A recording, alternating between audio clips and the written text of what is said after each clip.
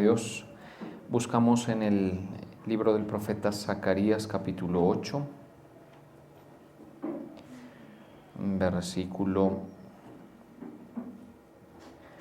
20.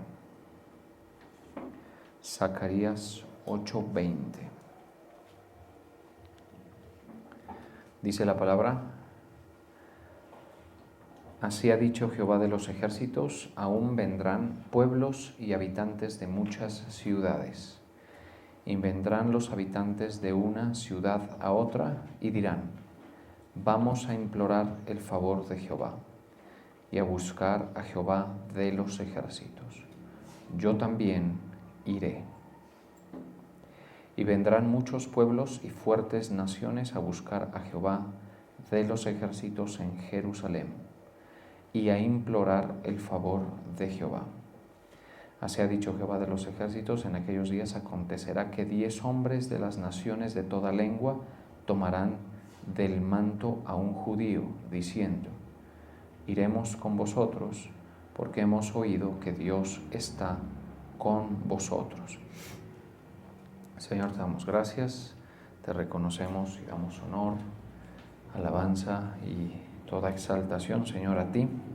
Gracias por concedernos esta oportunidad de estar en tu presencia. Te pedimos que nos hables con tu verdad y tu palabra en el nombre de Jesús. Amén. Esto dice el Señor Todopoderoso: en el futuro los pueblos y los habitantes de muchas ciudades vendrán a Jerusalén. Los habitantes de una ciudad irán a otra y dirán: vayamos a buscar la ayuda del Señor y oremos al Señor Todopoderoso. Muchos pueblos y naciones poderosas vendrán a adorar al Señor Todopoderoso en Jerusalén y buscarán ayuda del Señor. Esto dice el Señor Todopoderoso: en aquellos días, gente de otros países que hablan idiomas diferentes se aferrarán de la ropa de todo judío y le dirán: queremos acompañarlos porque hemos sabido que Dios está con ustedes. Bueno, aquí vemos esta parte conclusiva de la profecía que el Señor le da a Jerusalén respecto de su futura restauración, que ya había comenzado en tiempos de Zacarías a presentarse, es decir, esos inicios de obras de restauración y también de esa voluntad de Dios de restaurar a Jerusalén y a Judá. Recordemos que el profeta Zacarías profetiza en tiempos también del profeta Ageo, de personajes como Josué, hijo de Josadac, Zorobabel, el gobernador de Judá, después de que Ciro diera orden de que se podía restaurar la ciudad. Esto fue después de todo este tiempo de Jeremías y todo que hace meses estuvimos viendo.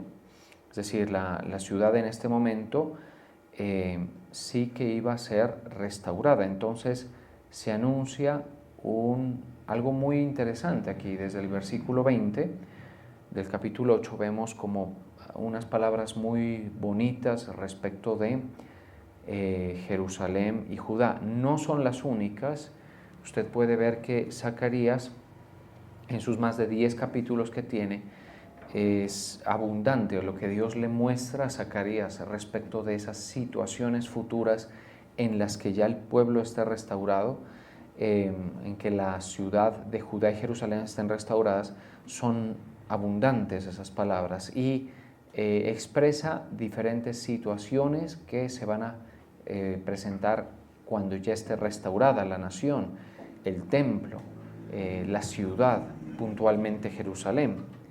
¿Sí? Es decir, ¿a qué situaciones nos referimos? Cosas como, por ejemplo, esto de que haya muchos pueblos y naciones que vayan a la tierra de, en este caso, Judá, y asistan a Jerusalén con el propósito de buscar al Señor. Esa es una situación no presente en toda la historia del pueblo de Israel, ¿sí?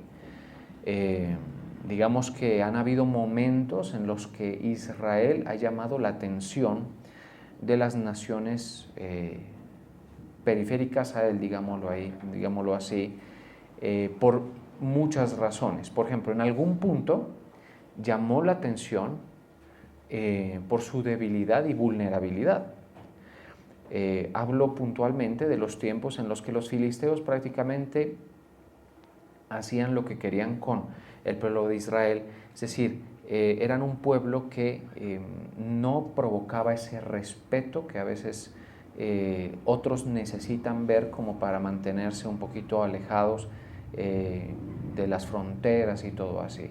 Ese respeto obviamente se perdió porque pues la nación de Israel se fue debilitando en un nivel tan alto que los pueblos vecinos, en su maldad y pues oportunismo, podemos decir, aprovechaban para asolarlos, devastarlos, robarles. Bueno, eso se presentó varias veces. De hecho, antes de que se aconteciera con los filisteos puntualmente, vemos, por ejemplo, que los madianitas en tiempos del juez Gedeón, eso mejor dicho, entraban y salían de los territorios de Israel en general. Y, por ejemplo, si tú tenías guardadas tus granos en tus graneros o tus vacas en tus corrales, bien podía pasar que amaneciera y ya no los encontraras más, ¿sí? Porque entraban con una libertad terrible y se los robaban.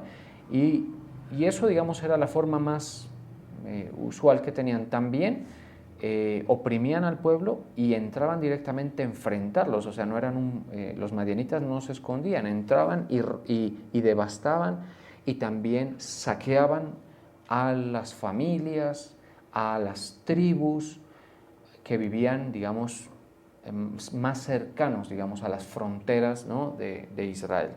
Entonces hay que mencionar eso, es decir, que alguno estudiando la historia de Israel se da cuenta que no siempre uno nota ese respeto, esa digamos, reverencia de otras naciones hacia ellos, sino todo lo contrario, ¿sí?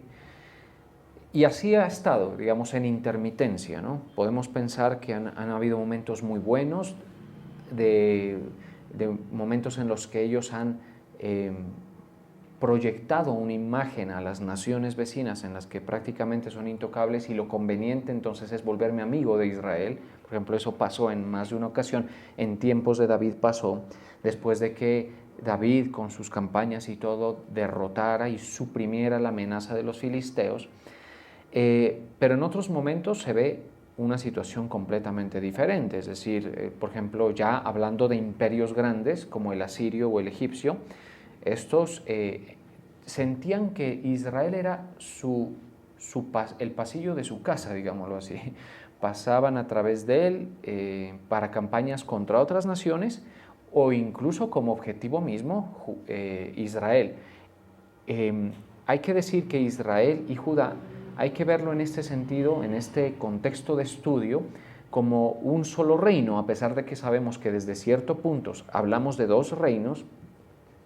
Hay que verlo como un solo reino porque acontece lo mismo. Lo que pasa es que en el caso de Judá, reino del sur, se demora un poco más, pero digamos que tiene estas intermitencias, estos momentos en los que es respetado y estos otros momentos en los que es atacado, saqueado, vituperado, bueno, en fin, algo así.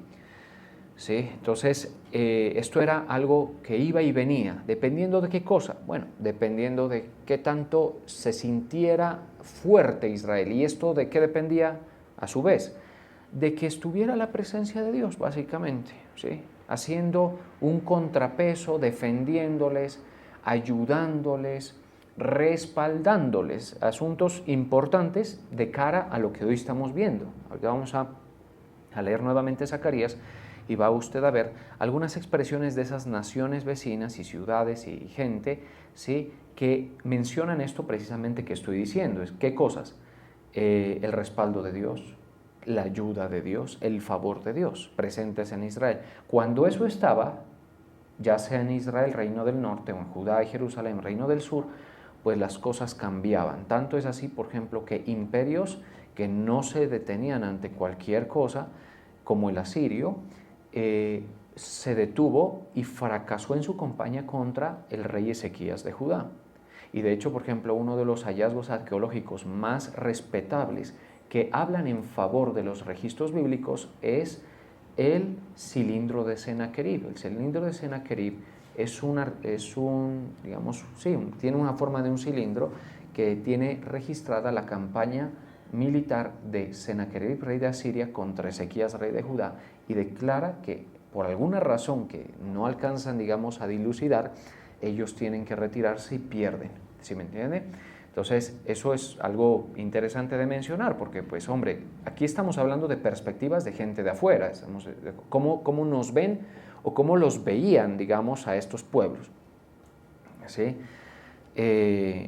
Cosa que fue muy diferente con el imperio asirio en relación con el reino del norte. ¿Cuál hablamos? Israel puntualmente. Ese, como se desmarcó de la fidelidad a Dios tan tempranito, podemos decir, Israel se desmarcó, no fue fiel al pacto, digamos que con esta dinastía de reyes en gran medida impíos que tuvo, entre los cuales estuvo Omri, por ejemplo, digamos que se precipitó casi con mucha, diligencia, en un mal sentido, hacia un extravío y a una infidelidad a Dios que los expuso. Y Asiria no se detuvo contra Israel, lo devastó del todo, completamente. En cambio, un reino más pequeño, más modesto, fue protegido por Dios. Ahí nos damos cuenta, y de hecho la historia bíblica sirve para eso, para mostrarnos cómo es diferente cuando Dios está protegiendo, cuidando, ayudando. ¿Estamos de acuerdo? Cuando está favoreciendo.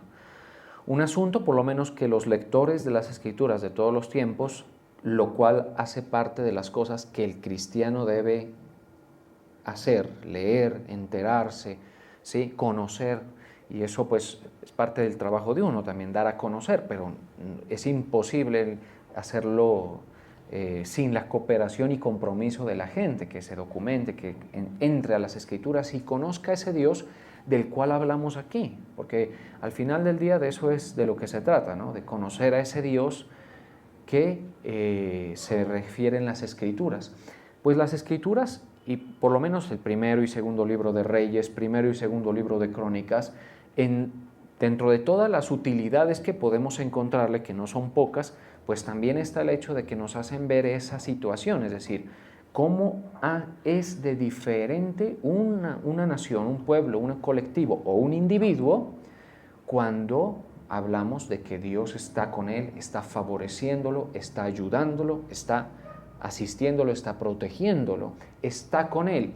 De hecho, cuando hablamos de individuos, hay que recordar la forma en que se referían los cortesanos de Saúl respecto de David.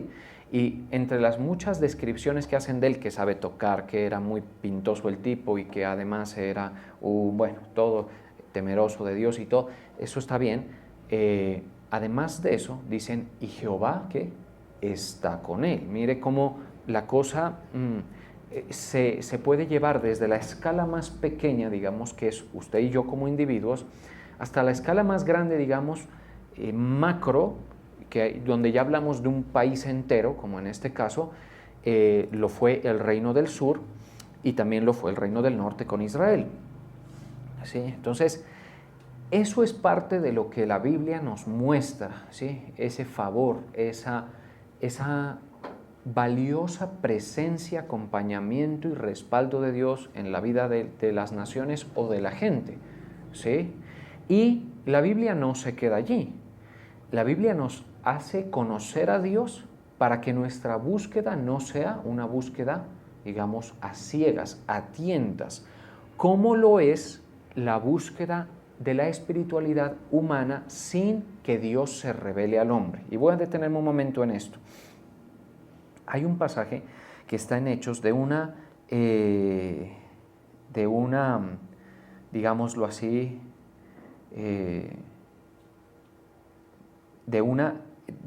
un sermón de Pablo o defensa de Pablo a los griegos atenienses, ¿sí? Está en Hechos 17, varias veces hemos leído, ustedes saben cuánto yo me meto por Hechos 17, casi con casi que fastidioso uno se vuelve, cae hacia ese lado, digamos, porque Hechos 17 es una predicación de Pablo a gente helenizada completamente, ¿sí?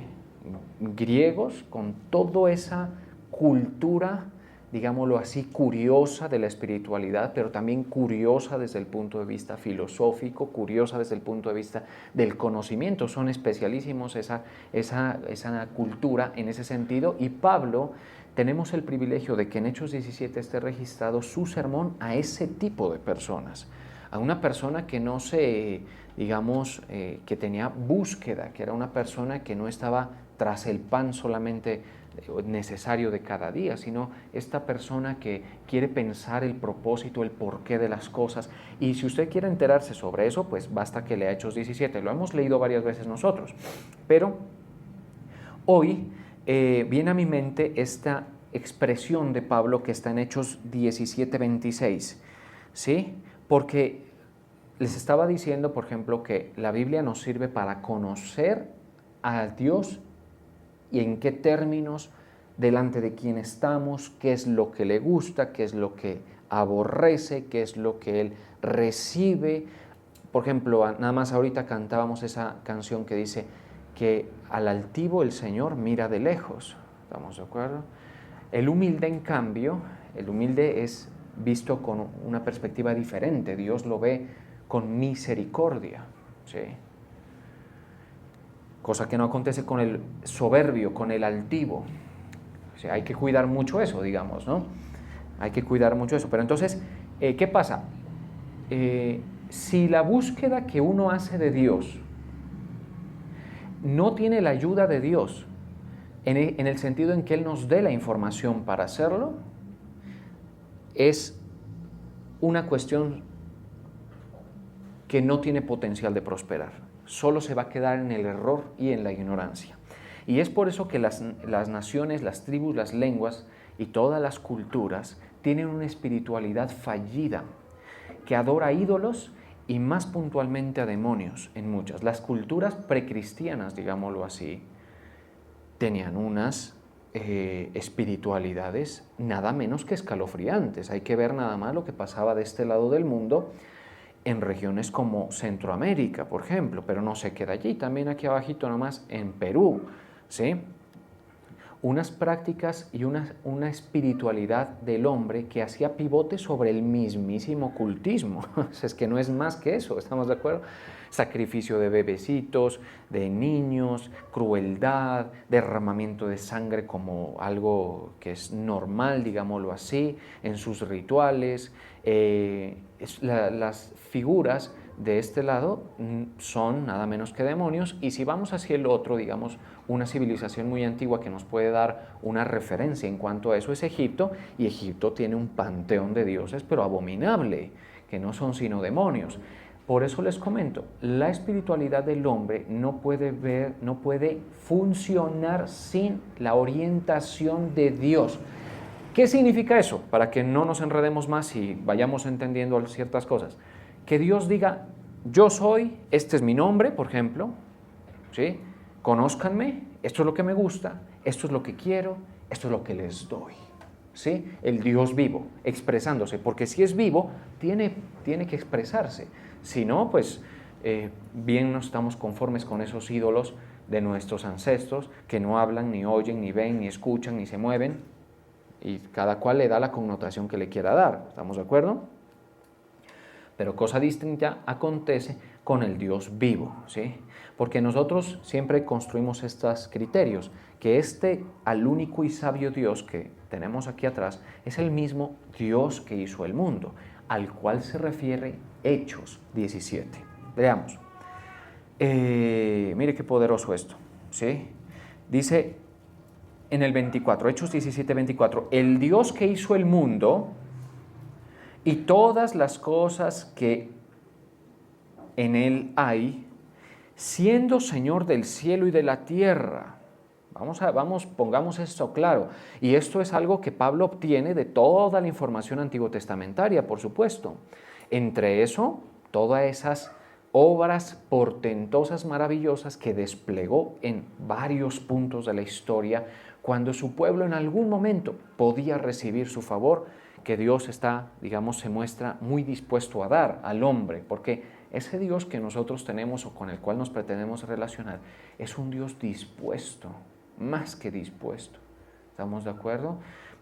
¿A qué está dispuesto? A perdonar, a ayudarnos, a guiarnos, a orientarnos, a sufrirnos, porque el amor de Dios es, por supuesto, mucho mejor que el nuestro, si no, es que el nuestro no es ni siquiera referencia acerca de él, pero el amor de Dios es ese amor sufrido por nosotros. ¿Estamos de acuerdo? Entonces, eso es lo que hace. Por eso a reyes perversos como Manasés lo perdonó y le dio una alternativa. Y el pueblo, cuando buscaba su respaldo en arrepentimiento, lo lograba. ¿Sí? Y no contento con eso, las naciones en completo estado de ignorancia, practicando espiritualidades fallidas, como acabé de mencionar, recibieron de Dios la dádiva más grande, que es el camino, es Cristo. ¿Sí? Ahora vamos a puntualizar más sobre eso, si podemos volver a eso. Entonces, ¿de quién hablamos? Del Dios que hizo el mundo y todas las cosas que en él hay. Siendo Señor del cielo y de la tierra, no habita en templos hechos por manos humanas. Ni es honra, y esto que se lo diga un helenista es cosa muy severa, porque usted ve, por ejemplo, todos los templos griegos y toda la arquitectura griega que permeó hacia, por ejemplo, Roma y todos los alrededores, ¿sí? Y eso tiene que ver mucho con la creencia de que este templo, por ejemplo, a Júpiter o a X o Y, Dios, entre comillas, pues era la habitación, la casa de habitación de ese Dios. Bueno, mire cómo Pablo desafía incluso ese paradigma. Ni es honrado por manos de hombres, como si necesitase de algo, pues Él es quien da a todos vida y aliento y todas las cosas. Qué maravilloso, Él es el que da vida. Lo que pasa es que la gente no agradece, hace lo que le da la gana con la vida y el aliento que Dios le ha dado. ¿Estamos de acuerdo? Lo que quieran. Dicen, esta es mi vida. Ahora dicen, este es mi cuerpo. Dicen, lo que quieran. Se tatúan, usan mal su tiempo, todo eso. ¿Pero eso es por qué? Pues porque, hombre, la figura de Dios es lejana, no se lo reverencia y todo lo demás. Basta nada más que muestre un poquito de su majestad Dios y que haya un poquito de sensibilidad para que uno diga, bueno, a ver, que el que me dio la vida debe ser importante para mí, ¿no cree usted? El que me dio el aliento, ¿sí? Debe ser, para mí debe ser importante. Bueno, entonces Él es quien da a todos vida, o sea, de, qué sé yo, de Egipto o quizá de los lugares helenizados por la cultura griega, ¿sí? O de cualquier otro lugar, ¿sí? Dice, y de una sangre ha hecho todo el linaje de los hombres para que habiten sobre la faz de la tierra y les ha prefijado el orden de los tiempos. Por eso es que con el Señor no es que nosotros debemos exagerar un énfasis en los tiempos, pero con Dios podemos entender mejor los tiempos que vive la sociedad. ¿Estamos de acuerdo? No, eso al final lo entiende Él y Él lo ha prefijado. Pero nos ayuda a entender. Incluso entendemos que nuestra vida está en sus manos y sus tiempos, ¿sí? Los tiempos que nosotros vivimos, nuestras temporadas, también están dentro de las manos de Dios y son comprendidas mejor por Él que por nosotros, sin duda. Continuamos. Y de una sangre hizo todo el linaje de los hombres para que habiten sobre toda la faz de la tierra y les ha prefijado el orden de los tiempos y los límites de su habitación. Ojo, ¿para qué? Para que busquen a Dios. ¿Para qué cosa? Para que busquen a Dios. Y a esto quería llegar. Si en alguna manera palpando, ¿sí? Palpando, orientándose con un sentido, digamos, que nosotros normalmente no usamos para orientarnos, que son las manos, ¿estamos de acuerdo? Palpando. ¿Qué subyace en esas palabras? Que hay ceguera espiritual. Usted no necesita palpar si usted ve, ¿estamos de acuerdo? Es decir, levántese a mitad de la noche y si está bien oscuro, usted necesita ver dónde dejó el celular, dónde dejó ¿sí? Eso es palpar. Subyace entonces el concepto de la ceguera espiritual en la gente, ¿sí? Pero eso no quita el hecho de la intención de buscarlo. Ahora, en esa intención de buscarlo han habido enormes fallas, hay que decir. Entonces ya hemos mencionado algunas de las espiritualidades, tanto en el continente, digamos, antiguo como en el nuevo, digamos, porque así se los conoce, ¿sí? Y vamos a ver, por ejemplo, esa gran cantidad de hierros y de aberraciones incluso, y de peligrosas prácticas espirituales.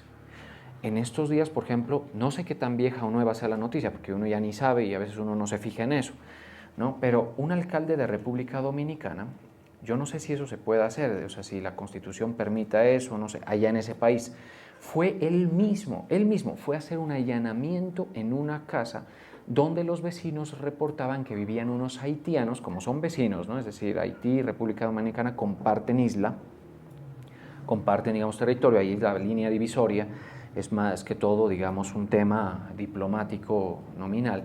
Entonces, ¿qué pasa? Muchos haitianos, sí, sin duda que han pasado para República Dominicana, porque pues, en República Dominicana las cosas están mejor, con toda diferencia, ¿estamos de acuerdo? Que en Haití, Puerto Príncipe, todo eso. Entonces, los vecinos se quejaban de que había unos haitianos en su lugar, en su barrio, digamos así, que eran haciendo estas típicas obras de santería y brujería que hacen los haitianos. Que en Haití, mejor dicho, eso es moneda corriente, eso es paisaje, ¿sí? Pero no en República Dominicana.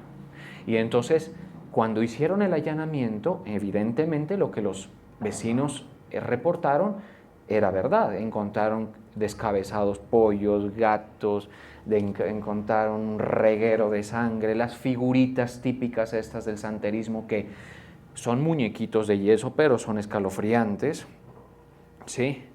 Los típicos altares muy digamos,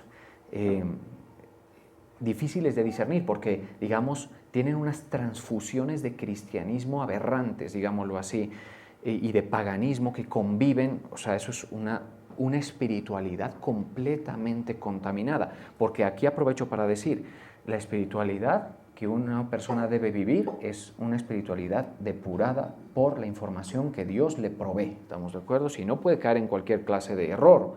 Así la base puede ser la figura de Cristo, por ejemplo. Y de hecho, por ejemplo, los haitianos, en el santerismo se utiliza mucho la figura de María, de Cristo y de todo lo demás, pero mezclado con todas esas prácticas de África meridional que son terribles, de culto a los muertos, sacrificio de animales, y hay cosas innombrables, la verdad, en ese sentido. Entonces el alcalde fue y se mostró muy celoso y enojado con eso, y desmanteló, y dijo, los mando, los deporto para Haití, aquí no me van a venir a hacer esto aquí. Y dijo algo, República Dominicana es de Dios, y eso es, digamos, bueno, hombre, por lo menos está diciendo eso. Yo no digo que ese alcalde sea un faro espiritual, ni que sea un lector de las escrituras, pero hombre, es que para algunas espiritualidades no hay que ser un faro espiritual para darse cuenta que son culto a demonios. Si, por ejemplo, usted le tienen que explicar que el Halloween, por ejemplo, es un culto o es una práctica totalmente desacoplada de la fe cristiana y que tiene, mejor dicho, una gran cantidad de contenido de ocultismo, y hay que hacer esfuerzo para convencerlo de eso, usted es un ciego espiritual, ¿sí? Pues, por favor, ¿estamos de acuerdo? Pero aquí no pasa, ¿cierto? Porque tanto mortero, pues que ya sería el colmo, pues, ¿no?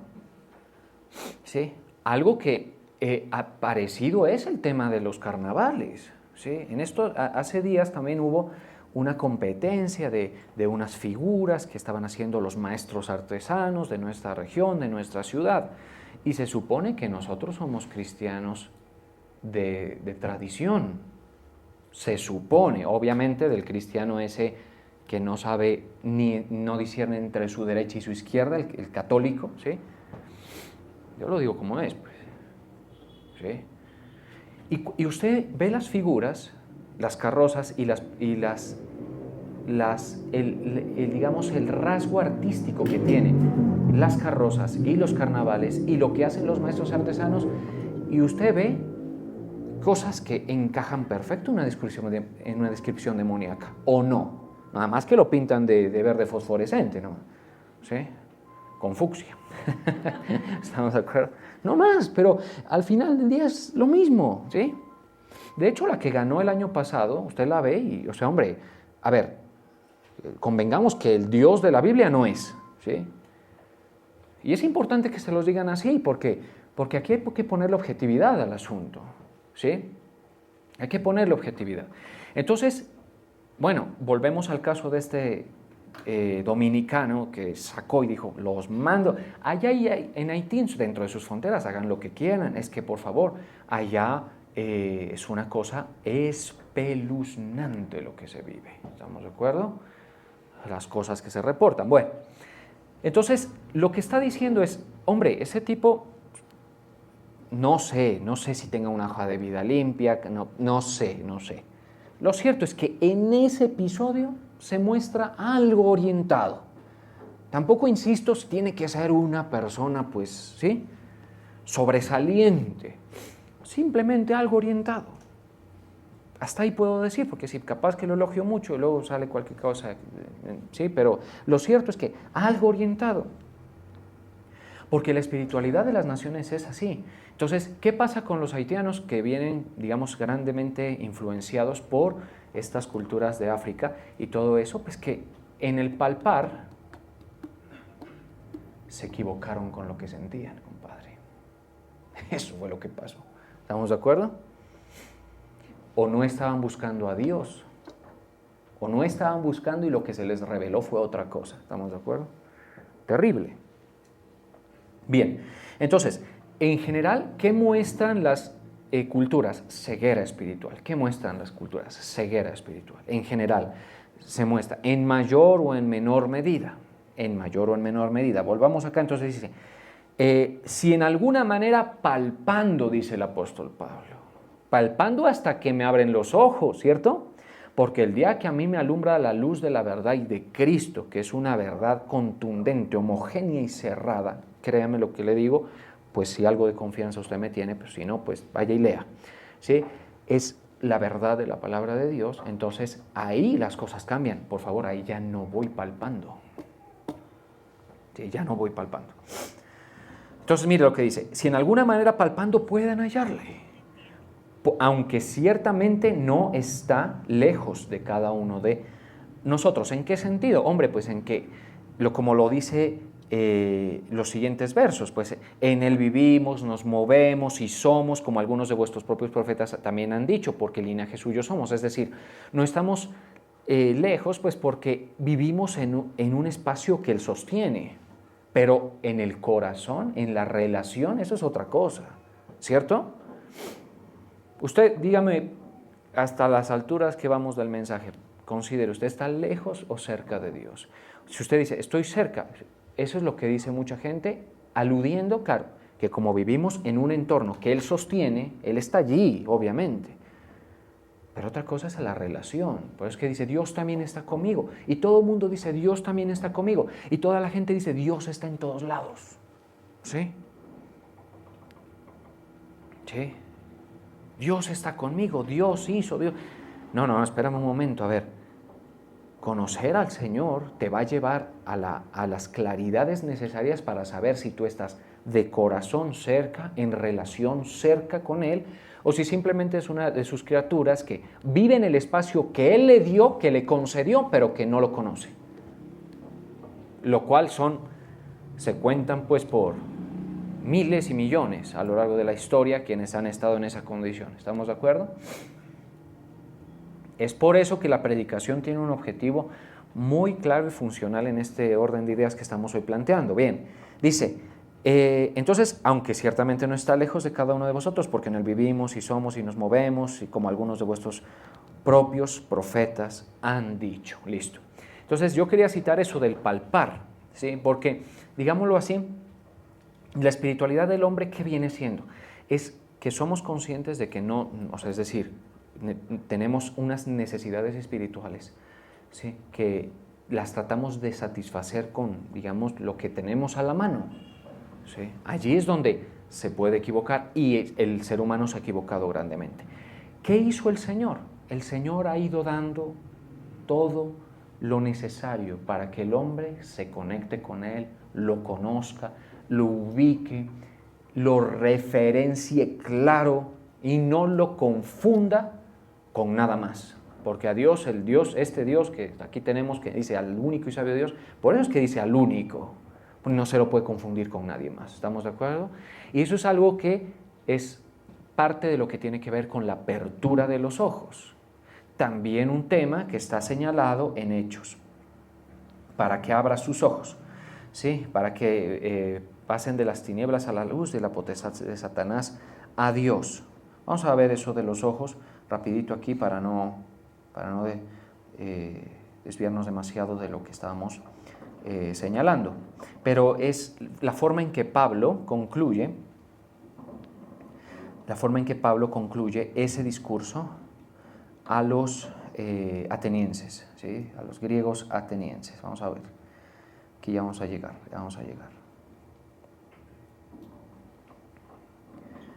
Para que abra sus ojos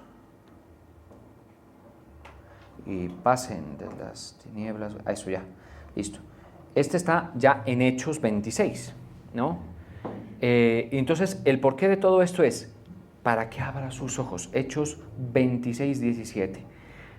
Para que abra sus ojos y para que se conviertan. Esa apertura de los ojos es la labor que Dios le encomendó en algunos momentos de la historia a gente. Y bueno, yo sé que esto puede dar para que alguno se rasgue las vestiduras. En realidad uno lo que está haciendo aquí es abriéndole los ojos a la gente. Y digamos que uno siente algo de respaldo de Dios cuando le sostiene ministerialmente, es decir, uno sabe que el Señor me puso para eso.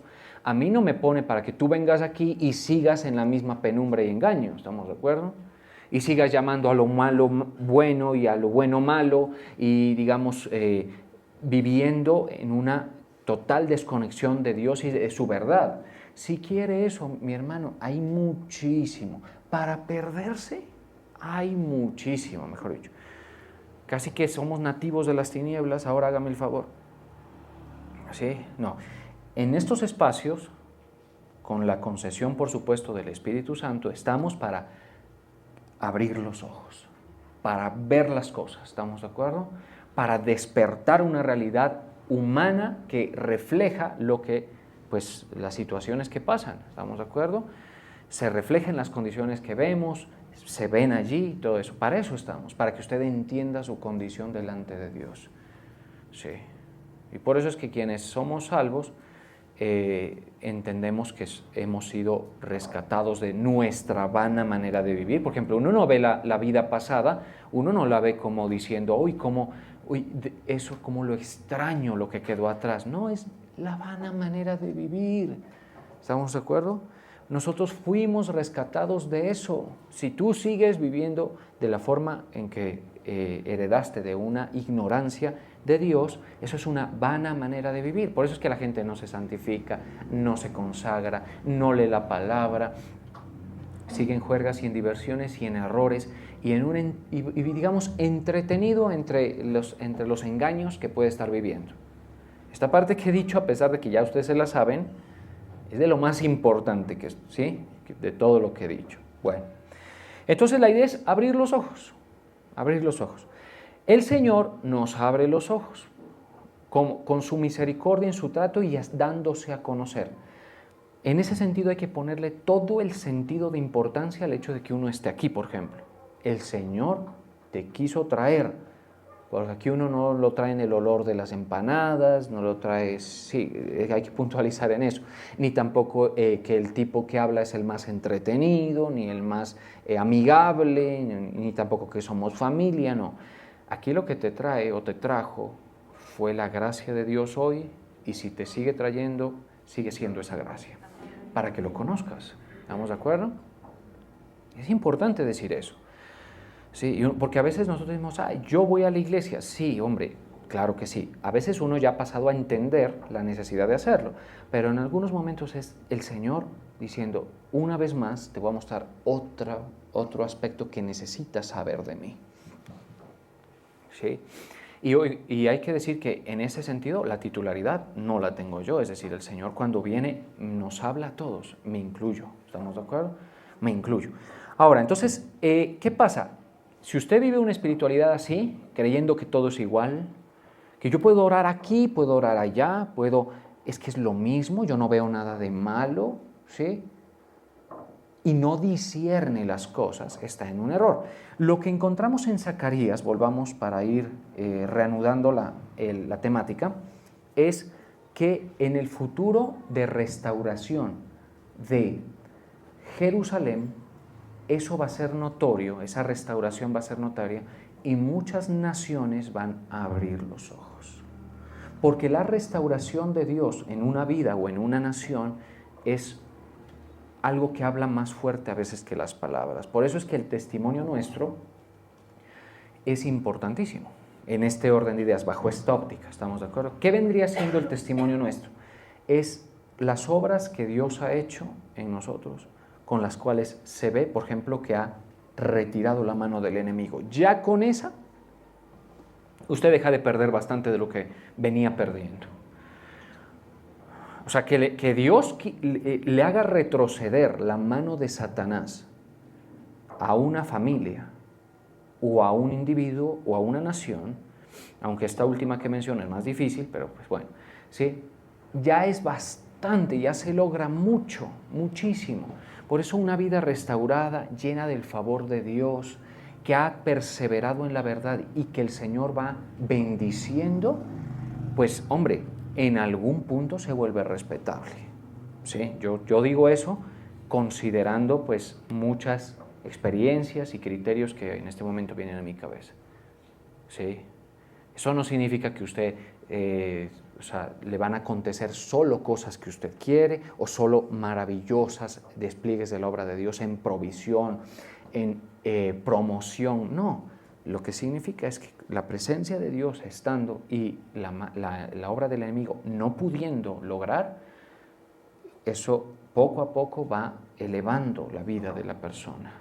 Es una vida restaurada, ¿estamos de acuerdo? ¿Cuándo se produce eso? Cuando se alinean las cosas, es decir, que Dios quiera hacerlo por un lado y que encuentre la fe en la gente para poder empezar en ese camino, en ese proyecto, en ese propósito de restaurar. Sean muy cuidadosos en atender esto que estoy diciendo, porque digamos, sí, está bien que nosotros prediquemos y yo insisto mucho en eso, pero también esa parte de la vida que habla sin palabras, que es lo que Dios ha hecho, es lo que llama la atención de la gente y hace que haya cierta apertura, ¿sí? Haya cierta apertura, que es la apertura que vemos descrita en Zacarías. Vamos a leer. Entonces en Zacarías habla de todo eso, de ese futuro que va a restaurar el Señor, y dice que vendrán pueblos y habitantes de muchas ciudades. Y obviamente está hablando de gente de afuera, ¿sí? También por fuera de Jerusalén, pero también gente de afuera. ¿En qué sentido? Gente de afuera, qué sé yo, griegos, sí, egipcios, etíopes. ¿O no hay un etíope que sube a Jerusalén en el libro de los Hechos y que Felipe le predica, ¿cierto? ¿Recuerdan ustedes ese caso? Hay un etíope que está subiendo, ¿sí?, pagando su viaje a Jerusalén, y se está cumpliendo con un detalle matemático esto que está diciendo el profeta. ¿Por qué? Porque obviamente esto iba a acontecer en los tiempos de mayor esplendor de la restauración que Dios le concedió a Jerusalén, que se considera que son los tiempos en los que Cristo nació. En un sentido, porque el judaísmo del Segundo Templo nunca tuvo tanta fortaleza, digámoslo así, sino que además a nivel arquitectónico también había mucho esplendor en Jerusalén por cuenta del el Segundo Templo remodelado por Herodes, pero además de eso, porque espiritualmente estaba viniendo la luz de los hombres a la humanidad. Y eso fue visto por gente de Oriente, esos magos, reyes magos que dicen, que la Biblia más puntualmente dice que son sabios, que fueron siguiendo, ¿sí?, esas señales celestiales, eran siguiendo esa luz de los hombres. ¿Estamos de acuerdo? Mire qué maravilloso ese dato. Y ahí se está cumpliendo nuevamente esa profecía de Zacarías 8:20, poderosa profecía, ¿estamos de acuerdo? Van buscando eso. Ojo, vamos a continuar. Dice, entonces, dice, y habitantes de muchas ciudades, Y vendrán los habitantes de una ciudad a otra y dirán, a mí lo que me deja ver es la invitación, digamos, vamos, ¿sí? Vamos, subamos a la casa de Jehová, a Jerusalén, subamos, vamos, te invito. Y hay como una iniciativa que es correspondida. Y esto en las naciones vecinas, en la gente que nada tenía que ver con el linaje de Israel, ni con las promesas, ni que nada. ¿Sí? Pero obviamente esta gente su atención se vuelve por la restauración que ve, por el respaldo que se ve, por la ayuda, por el amparo que se ve en su remanente. Atención a esto, en su remanente. Quiero hacer más énfasis, pero no puedo. Vamos a implorar el favor de Jehová. Ahora, ¿qué dice? Y dirán, ¿vamos a implorar el favor de Jehová? Esa sería una buena forma de invitar gente, es decir, digamos, te invito, vamos a buscar al Señor, vamos a buscar el favor de Jehová. Mucha gente se le ríe, uno dice, este tipo se rayó, dice. Sí, y ahí mantiene metido y todo eso. Pero cuando tu fe es práctica, de verdad, realmente siento y creo que el respaldo del Señor va a irse haciendo cada vez más notorio. Continuamos, dice, a buscar a Jehová de los ejércitos, yo también iré. Mire qué bonito cómo habla, ¿sí? Yo también iré, vamos, yo también iré, ¿sí? Y entonces cuando, por ejemplo, nosotros vemos en Jerusalén, en las fiestas, uno ve una gran cantidad de gentiles, pero tan grande que se hizo necesario un compartimento especial en el templo para que pudieran acercarse, ¿sí? Estos gentiles eran tratados, la verdad, bastante mal por los fariseos, los saduceos, eran muy malos tratándolos, pero sea como sea, refleja un hambre y un conocimiento, así sea, hasta cierto punto palpando. Porque mire, los sentidos son los sentidos.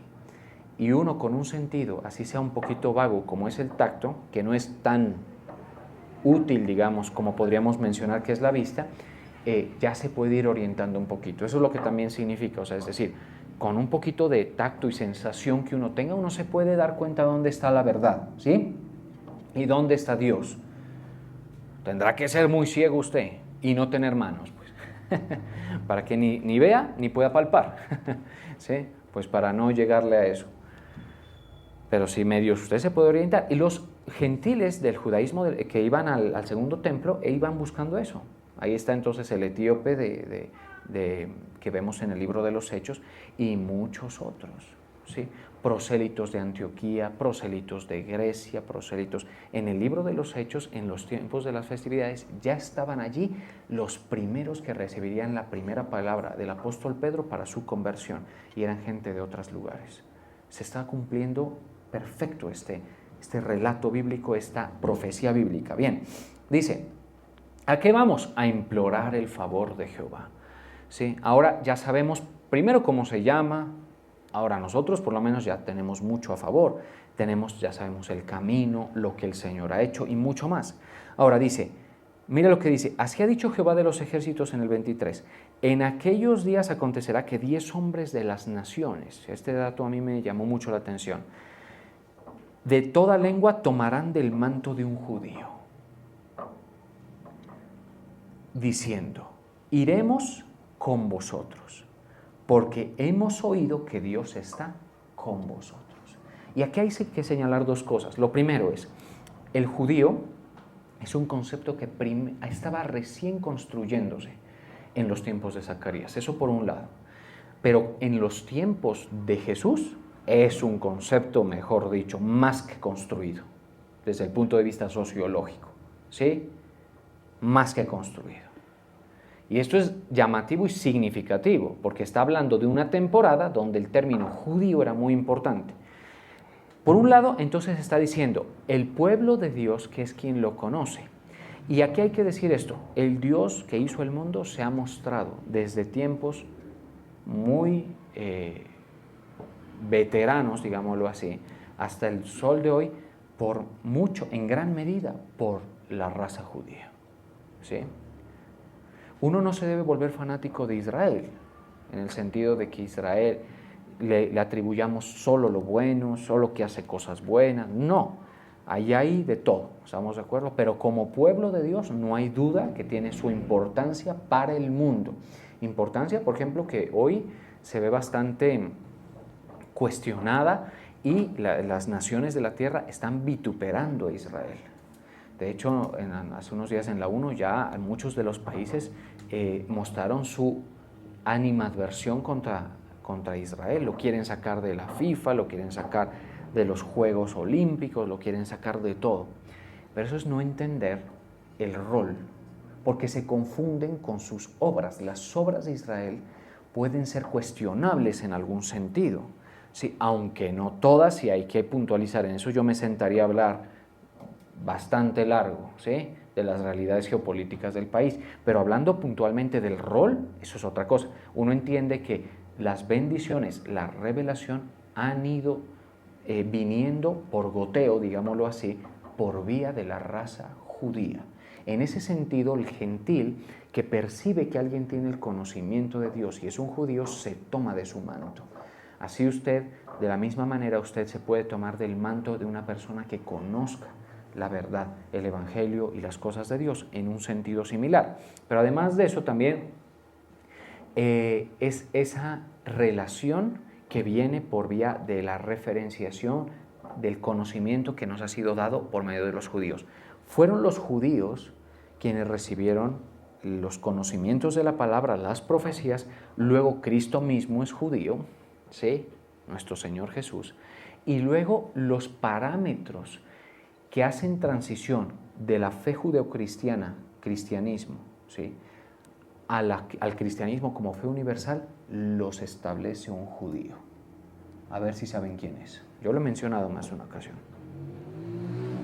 El judío que Dios usó para definir algunos márgenes para que la fe cristiana judía se convirtiera en fe universal gentil. Para que no sigan ahí botando corriente, les digo, es Jacobo, el hermano del Señor. Judío, conocedor de la Torá, conocedor de las leyes. Él es, más que Pedro, quien establece las normas. ¿Estamos de acuerdo? Y eso no es un detalle menor, es un detalle de una importancia grandísima, porque entonces vemos que hoy la iglesia gentil más cercana a la fe original se prenderá de los conceptos de Jacobo. Tremendo. ¿Sí?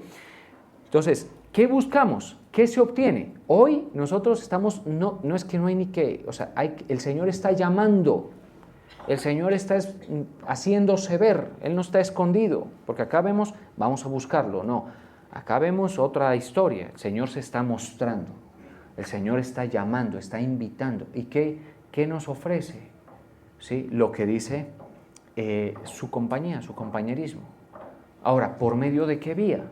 Obviamente nosotros ya sabemos que el Evangelio es la vía para nosotros. Y para los judíos también. El Evangelio es la vía. El arrepentimiento y la redención en Cristo Jesús. ¿Estamos de acuerdo? Y todas las verdades que están sustentadas en el Evangelio. Usted entonces le pregunto, ¿está cerca del Señor o lejos? ¿Está respaldado por Él? ¿Ha buscado su favor? ¿Sí?